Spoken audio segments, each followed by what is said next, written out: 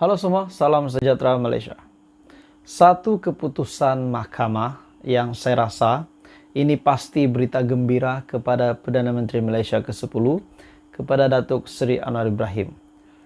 Seperti yang kita sudah tahu sebelum ini, setelah Anwar Ibrahim yang menjadi Perdana Menteri, yang telah mengangkat sumpah sebagai Perdana Menteri Malaysia yang ke-10 pada November tahun 2022, akhirnya banyak tuduhan, banyak tomahan, banyak kritikan, banyak serangan yang dilakukan kepada Datuk Seri Anwar Ibrahim. Bahkan rahsia ataupun bukan rahsia, bahkan sejarah-sejarah yang lampau daripada Datuk Seri Anwar Ibrahim pun dibongkar juga, dikorek untuk menyerang Datuk Seri Anwar Ibrahim. Dan pada akhirnya saudara-saudara semua, hari ini satu keputusan mahkamah dan satu kejutan daripada PAS juga, daripada Pesuruhjaya PAS, di mana kenyataan ini bagi saya ini satu kemenangan bagi Datuk Seri Anwar Ibrahim. Pesuruhjaya PAS Perak mohon maaf. Kes saman fitnah Anwar akhirnya selesai. Kes saman fitnah oleh Datuk Seri Anwar Ibrahim terhadap Razman Zakaria selesai apabila Pesuruhjaya PAS Perak itu membuat permohonan maaf secara terbuka kepada Perdana Menteri di Mahkamah Tinggi Taiping. Saman berkenaan juga berhubung ucapan Razman yang didakwa mengaitkan pengerusi Pakatan Harapan itu membawa agenda songsang lesbian, gay, bisexual dan transgender ataupun LGBT. Jadi mereka dilihat menggunakan LGBT untuk menyerang Datuk Seri Anwar Ibrahim. Namun pada akhirnya Anwar Ibrahim yang benar telah menegakkan keadilan, dan kita dapat lihat bahwa Pesuruhjaya PAS Perak tersebut, yaitu Razman Zakaria, telah pun memohon maaf secara terbuka kepada Datuk Seri Anwar Ibrahim di Mahkamah Tinggi.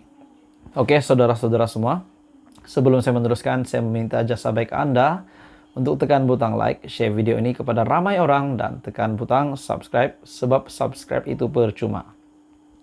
Untuk pengetahuan tuan-tuan dan puan-puan, saudara-saudara semua, saman berkenaan adalah berhubung ucapan Razman yang didakwa mengaitkan pengerusi Pakatan Harapan, yaitu Datuk Seri Anwar Ibrahim, yang membawa unsur-unsur LGBT ataupun membawa agenda songsang ini, yaitu LGBT. Razman selaku defendant tunggal yang membacakan kenyataan permohonan maaf di hadapan Pesuruhjaya Kehakiman Nur Ruwena Nurdin berkata, ucapannya itu telah menyinggung perasaan dan memfitnah Anwar.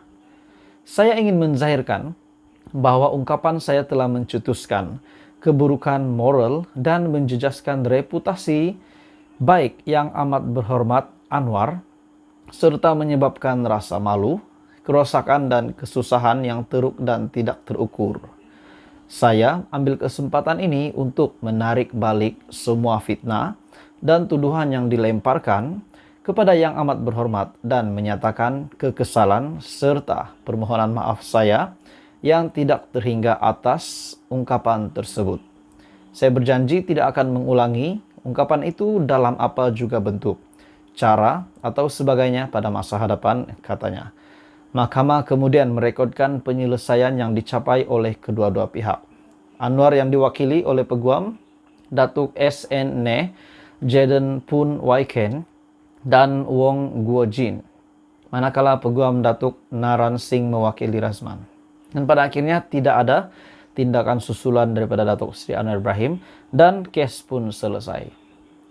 Nair ketika dihubungi bernama mengesahkan perkara tersebut dan memaklumkan bahawa anak guamnya menerima permohonan maaf itu. Jadi Perdana Menteri Malaysia memang hebat.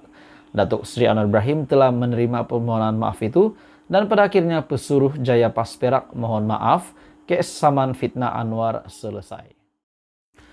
Halo semua, salam sejahtera Malaysia. Terdapat satu isu hangat yang saya nak kongsikan dengan Anda hari ini. Menurut pendedahan yang saya lihat ini, benarkah RM 6 bilion Malaysia berhak RM6 bilion ini? Persoalannya, siapakah pihak yang berhutang sebanyak RM6 bilion ini kepada Malaysia? Jumlah RM6 bilion ini bukannya jumlah yang sedikit. Namun di dalam isu ini saya melihat sebuah artikel ini telah menyebut nama bekas Perdana Menteri, yaitu Muhyiddin Yassin. Persoalannya lagi, adakah Muhyiddin Yassin terlibat dengan hutang RM6 bilion ini yang sepatutnya dilangsaikan dibayar kepada Malaysia? Akhirnya pendedahan ini yang saya rasa memang ramai rakyat Malaysia tidak tahu.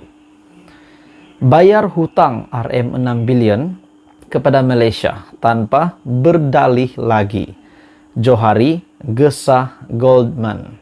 Oke, saudara-saudara semua, tuan-tuan dan puan semua yang saya kasihi, saya meminta jasa baik Anda untuk tekan butang like, share video ini kepada ramai orang, supaya ramai yang tahu tentang isu yang panas ini, dan jangan lupa tekan butang subscribe. Isu berkenaan dengan hutang RM6 bilion ini yang digesa oleh Johari supaya Goldman membayar hutang RM6 bilion ini kepada Malaysia tanpa berdalih lagi. Goldman Sachs mengambil kesempatan atas rundingan tidak mencukupi yang dibuat oleh kerajaan terdahulu, pimpinan Muhyiddin Yassin, untuk menangguhkan pembayaran sejumlah besar yang masih terhutang kepada Putrajaya bawah perjanjian penyelesaian yang dimeterai lebih 2 tahun lepas, kata bekas Menteri Kewangan kedua Johari Ghani. Maksudnya, adakah Muhyiddin Yassin sebagai Perdana Menteri yang lama ataupun bekas Perdana Menteri di bawah pimpinan pada ketika itu terlibat dengan penangguhan pembayaran RM6 bilion ini kepada Putrajaya? Goldman Sachs mengambil kesempatan atas rundingan yang tidak mencukupi yang dibuat oleh kerajaan pimpinan Muhyiddin Yassin yang dulu untuk menangguhkan pembayaran sejumlah besar hutang ini. Goldman harus membayar balik secara tunai baki USD 1,4 bilion bersamaan dengan ringgit Malaysia 6 bilion, kerugian 1MDB dengan segera tanpa berdalih lagi, kata Johari kepada Thomson Reuters. Menurut laporan tersebut, perjanjian antara Bank Pelaburan Amerika Syarikat itu dan juga kerajaan Muhyiddin menjangkakan Malaysia akan menerima jumlah itu dalam bentuk aset 1MDB menjelang 2025 sebagai sebahagian daripada penyelesaian USD 3,9 bilion bersamaan dengan RM16,77 bilion yang dicapai berhubung kerugian yang ditanggung oleh 1MDB. Itu adalah perjanjian yang tidak bagus bagi Malaysia, kata seorang pegawai undang-undang kerajaan yang tidak dinamakan kepada Reuters. Kerajaan sepatutnya menuntut uang tunai dalam bank, bukannya aset. Mereka telah pun kehilangan inisiatif. Jadi apakah komen daripada Perdana Menteri? 2 minggu lepas, Perdana Menteri Anwar Ibrahim menuntut Goldman menghormati penyelesaiannya dengan kerajaan atas peranannya dalam skandal 1MDB. Katanya bank itu tidak seharusnya menggunakan kekuatan keuangannya untuk menentukan syarat-syarat.